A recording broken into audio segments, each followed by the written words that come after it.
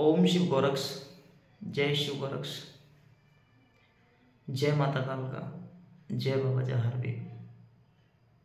समस्त बागड़ की सरकार की सदा ही जय हो। आप देख रहे हैं आपके इस छोटे प्यारे से YouTube चैनल गोगाजी पुरसल में आप सभी का स्वागत है। मैं आज आपको बताऊंगा कि कुलदेवी कौन होती है। कुलदेवी के बारे में मैं आपको जानकारी दूंगा कि कुलदेवी कौन होती है। देखिए, कुलदेवी जो होती है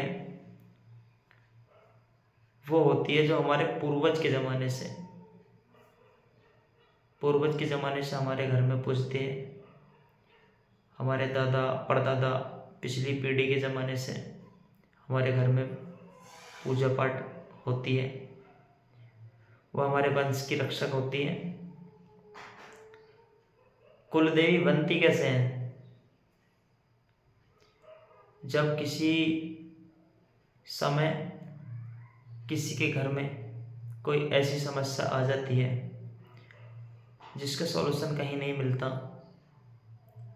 और घर का कोई सदस्य किसी देवी माता की सेवा करते हैं और माता रानी की सेवा करने के बाद उस समस्या से उनको निजात मिल जाती है, फिर लगातार समय बढ़ता रहता है और उस माता रानी की कृपा घर पे बन जाती है।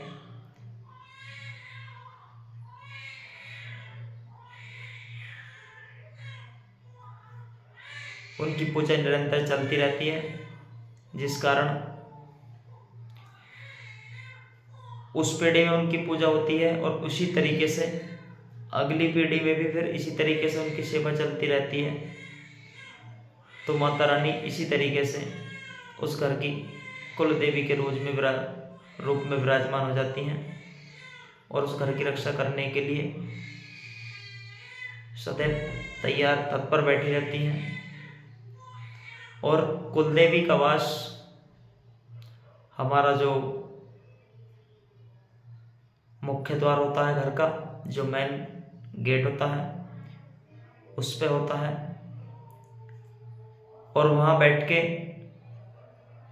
जो भी प्रेत यदि बाहर से कोई हमारे साथ कहीं से चल दिया जाता है, चौक चौराहे से या कहीं से भी, और जब हमारे साथ घर आता है तो उसको मेन गेट से ही वापस रोक के खड़ा कर देती हैं। कोई भी हमारा दुश्मन, कोई भी व्यक्ति यदि कोई तंत्र व्याध हमारे ऊपर करता है तो उसको रोकने के लिए कुलदेवी हमारे मेन गेट पे बैठी हुई होती हैं, जो उस तंत्र को रोकती हैं। और कुलदेवी की पूजा समय समय पर नहीं करने से काफ़ी सारी समस्याएं घर में पैदा हो जाती हैं। कुलदेवी की पूजा होली और दीपावली पे अवश्य होती है। घर में यदि कोई मांगलिक कार्य होता है तब अवश्य होती है।